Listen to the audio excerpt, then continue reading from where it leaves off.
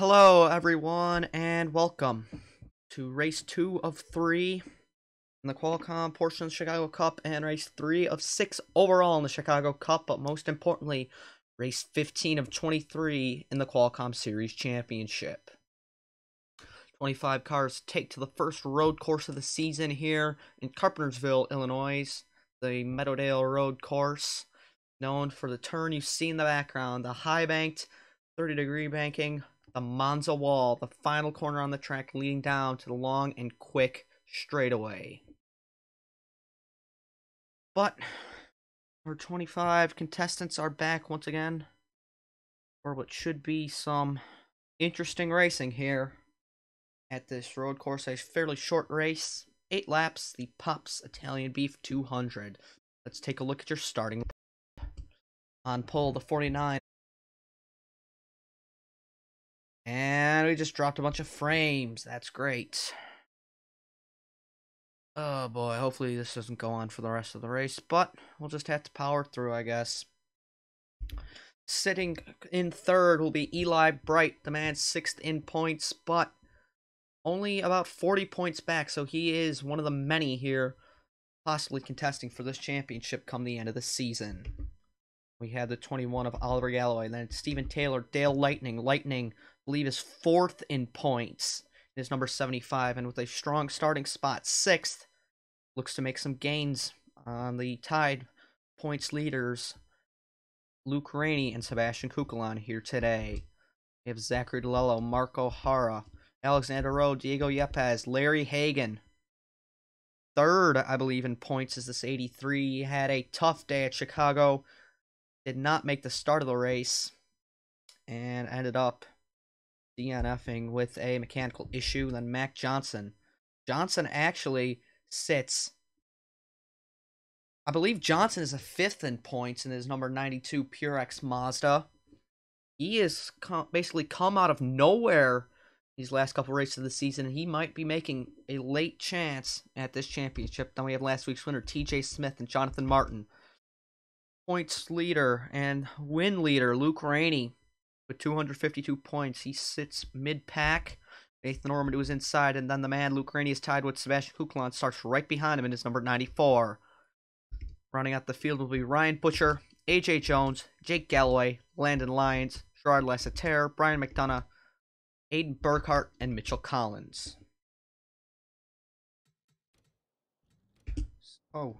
This road course here in Carpentersville, Illinois, nearly 3.5 miles long, but these 8 laps here today should prove a big challenge for these drivers. They're around this hairpin turn. There are basically 2 hairpins on this course. Come back down onto this short chute straightaway, basically, and into the high banked final corner. It'll be Dusty Neal and Jacob Edson leading them down the front straightaway here in the Pops Italian Beef 200 from the green. Should see some fast and exciting racing out of this road course.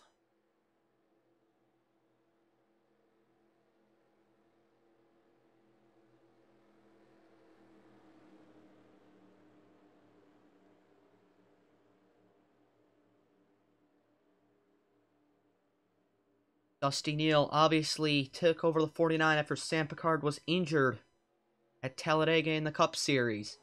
But what can he do today? Starting from the pole, the green flag is out in the Pops Italian Beef 200. They run down the straightaway down into turn number 1. For the hill, you see TJ Smith, 3 wide here mid-pack. Could be big, but onto the brakes now for turn number 1. Big sweeping right, excuse me. It looks like Larry Haig. Oh man, Dusty Neal with the jump. Commentary is all over today. But Eli Bright looks to have the upper hand on the 43 of Jacob Edson. Eli Bright gonna fall in a 2nd in the number 50.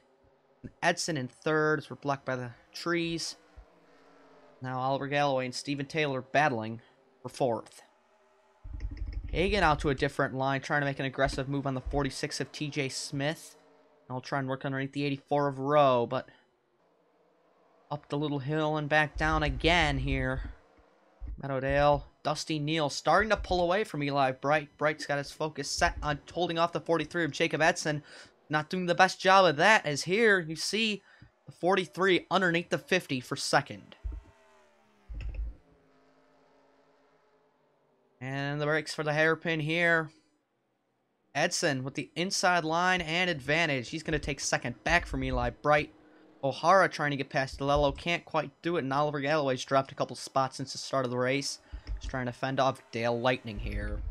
But onto the bank corner for the first time at speed. Carrying about 150 through the corner, so not quite the super speedway speeds, but they gain a lot as they come down the straightaway. Side-by-side racing back here, Ryan Butcher and Brian McDonough. McDonough's made up ground from the start, so has Mitchell Collins. Dropping back down, you see Sebastian Kukelan getting a ton of air going over the crest. They run nearly 180 miles an hour down into turn number 1. These cars do like to slip and slide, but you see here the 49's lead has gone away. Dusty Neal not really experienced with these cars, and outside of the early gap, it is showing now as Edson has gotten past. And now Neal lets Bright through, and he's going to hold up the 67. Is there something wrong with the 49? Because it looks like he's dropping ground here early on this road course from Carpentersville, Illinois. Looks like DeLello, a late move, nearly getting into the 49. A close call. But Zachary looks to be losing time compared to Mark O'Hara as a run, trying to take Neal 3 wide, but DeLello carries the momentum around the 49, and it's safe to say that Neal may have a problem. He's going that slow. Did he get too much air going over the hill? We'll see, but Jacob Edson leads over Eli Bright, Steven Taylor, Zachary DeLello, and Mark O'Hara, your top 5.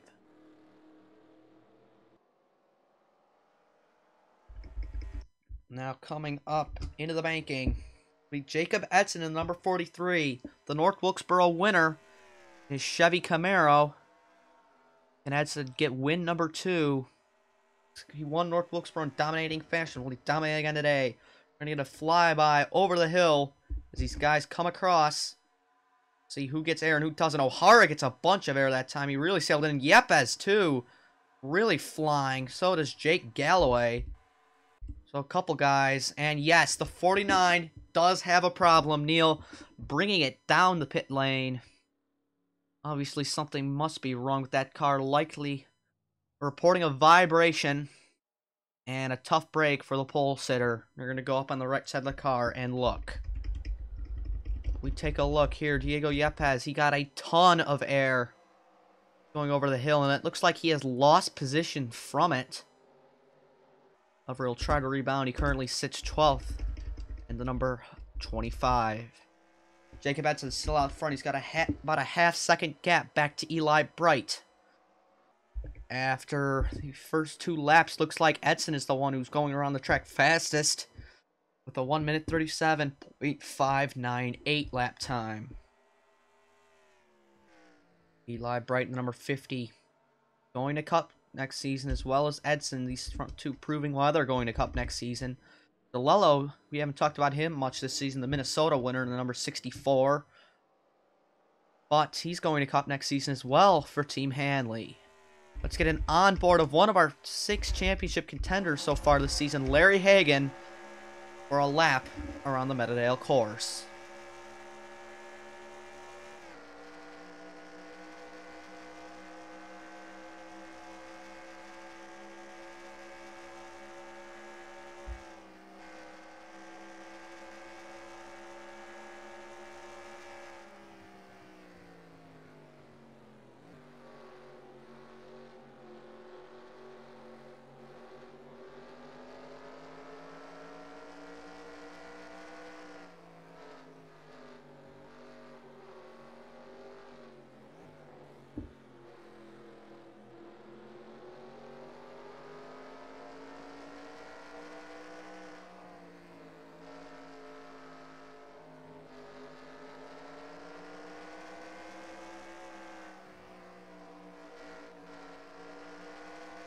Car in front of Larry Hagan here, Alexander Rowe. They're both driving fairly well.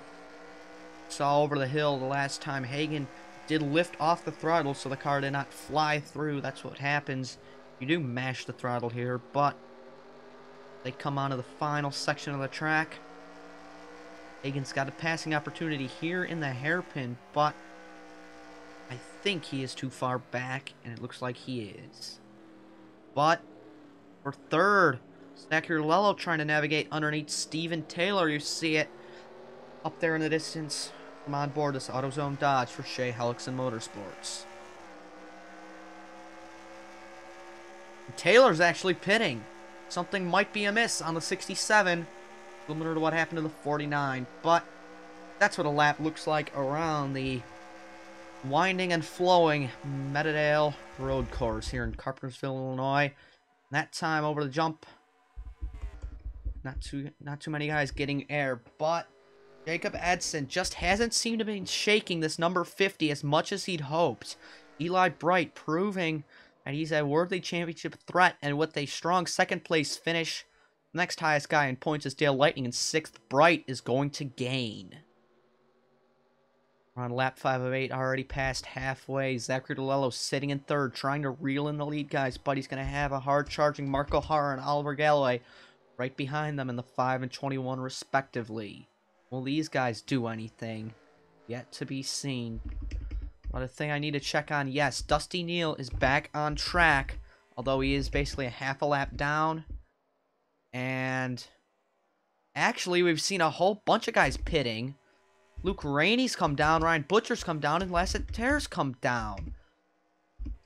Are we going to see pit stops in this race? I'd be surprised if we were. Edson running high through the hairpin.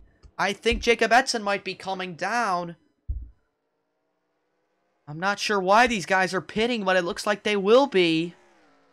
And into the bank corner, does Edson take the apron? He does. Bright's going to go through, and we're going to see our race leader, Jacob Edson, come down, as well as DeLello, O'Hara. Anyone else? Looks like Nathan Ormond in the 0. Landon Lyons. So a couple guys pitting now, and Neal obviously does not have the fuel to compete. He just gets a quick splash and go. I'm not sure why these guys are pitting, but they seem to be. And the 43 comes in, our race leader. We'll watch his stop here. Here's a good shot of pit road. Actually, not really. Here's a good shot. It looks like it's going to be 4 tires and fuel for the 43. Something we did not expect going into this race, but pitch strategy. Nathan Ormond. Ormond took 2 tires, I think, on the number 0, and he's through. Nathan Ormond on pitch strategy may have just won this race. Again, I don't know why these guys decided to pit, but they have. Luke Rainey coming up. Steven Taylor's up to speed, but looks like these guys have lost time. And everybody else still waiting about. Most likely coming down this lap.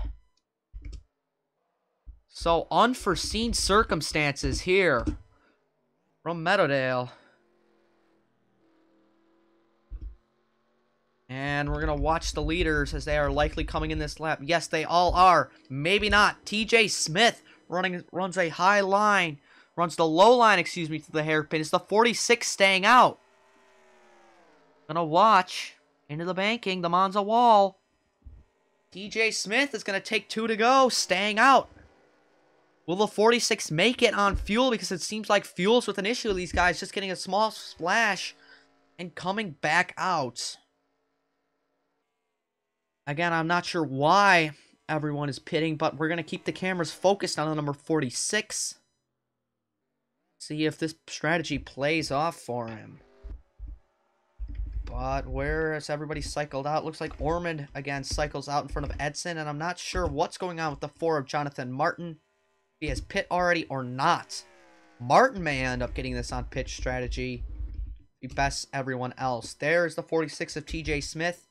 And Eli Bright looks to be out first over Oliver Galloway and the rest of them. But there's the 4 of Jonathan Martin, and there's the 50 of Eli Bright, and Martin is passed. So if Jonathan Martin has not pit like we suspect, if Martin did the completely massive undercut on everybody. He may have just won this race because he's ahead of Eli Bright. But TJ Smith bringing it around in the 46. Will he come down into the hairpin? Does he take the high line? He will. Yes, he does. So Smith will be coming down this time. That is the procedure for everybody coming on the pit road. But the 4 of Jonathan Martin. Is he good on fuel? That's the question. Nathan Ormond playing a massive pit strategy, get him up to second. But Jacob Edson has fallen down. He's all the way back here in the number 43. Looks like even Larry Hagan jumped him. So there's Smith coming down, and there's Martin. So I think Jonathan Martin... Where does he go? He's going high. Martin running high. Actually, maybe not. That may have just been the corner entry. Confusing, because I would have suspected Martin still has to come in. But if he stays out this time, he's staying out. Jonathan Martin will assume the race lead. Granted, TJ Smith doesn't beat him out. Let's watch the 46. And as Martin comes around on speed, will likely pass TJ. Going over the crest. Martin's up to speed. Smith is not. Looks like Jonathan Martin, who's pulled a surprising undercut. Does he have the fuel to make it? As these guys, for some reason, did not have the fuel for the rest of the race. And we saw pit stops here in the Pops Italian Beef 200 from Meadowdale. But yes, Martin out front. TJ Smith second, Nathan Ormond third, Eli Bright in fourth. Bright gonna gain points. And Jacob Edson's down in 8th. Hagan in 9th. Pretty good compared to where you look at where everybody else is. You got Aiden Burkhart back here in 13th. Sebastian Kukulon, 18th. Luke Rainey, 21st. A lot of the front runners not having good days. Yes, Dale Lightning, the other one I need to mention, 19th. Very, very surprising scenes. 3 wide for second. TJ Smith, we're seeing a big battle here, but it's all Jonathan Martin out front. TJ Smith trying to make a big move, but he's have to hold off Nathan Ormond and possibly Oliver Galloway into the hairpin for the final time. The leaders come. Galloway not there, but it's all Jonathan Martin, the number 4, who played the pitch strategy perfectly. And his Arizona Green Team Mazda, and will come through the final corner of the banked Monza wall here at the Meadowdale race road course. And down the main straightaway, Jonathan Martin will win the Pops Italian Beef 200 on pure strategy. Eli Bright comes home in second. That will be big for the point standings. Nathan Ormond, Oliver Galloway, and Alexander Rowe, the rest of your top 5. And Jacob Edson, who looked to have this race won, sits 6th. And Larry Hagan and Mac Johnson are going to gain points, finishing 9th and 10th. To see Dale Lightning 19th, Luke Rainey 20th, and Sebastian Kukulon 18th. So Kukulon is going to gain more points than Luke Rainey here coming out of this race. So yes, very, very interesting strategy here from the Meadowdale race course, but we're gonna save you the replay, get you the points. Sorry, I kind of rushed the results here. I'll leave it up for a minute. But yes, in a moment, you'll see your points coming out of race 2 of 3 in the Qualcomm section of the Chicago Cup.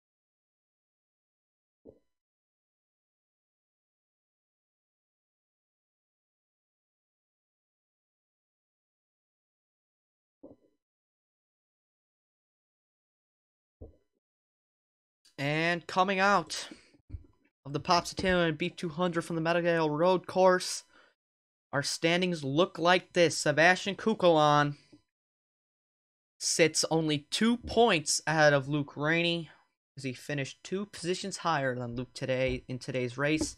Aiden Burkhart stays in third, 9 points back, so he did gain 2 points on both the leaders. And Eli Bright gains 2 spots with his second, I believe. He finished second, right? I don't know why. Flipped on that. Yes. Eli Bright with the second place finish, his top 5 of the season. Gained spots, he's only 13 points back. Mac Johnson now only 20 points back. Dale Lightning slips to TJ Smith, 7th in points. Another good run for him. He's 26 back. And Nathan Ormond proving himself, trying to get himself into the fight. 29 back. And Larry Hagan needs to start putting races together. Top 5 and wins is what he needs the most, as he's 45 points back. Maybe even out of contention at this point. But that's going to do it from the Meadowdale Road Course, the Pups 2 and Beef 200. Thank you all for watching. A very interesting race. A lot of circumstances happened, but it came down to surprising pit stops and surprising pit strategy. So what won Jonathan Martin this race and is number 4. Thank you for watching. We'll see you next time. Oh, we don't even get a victory screen. That's great.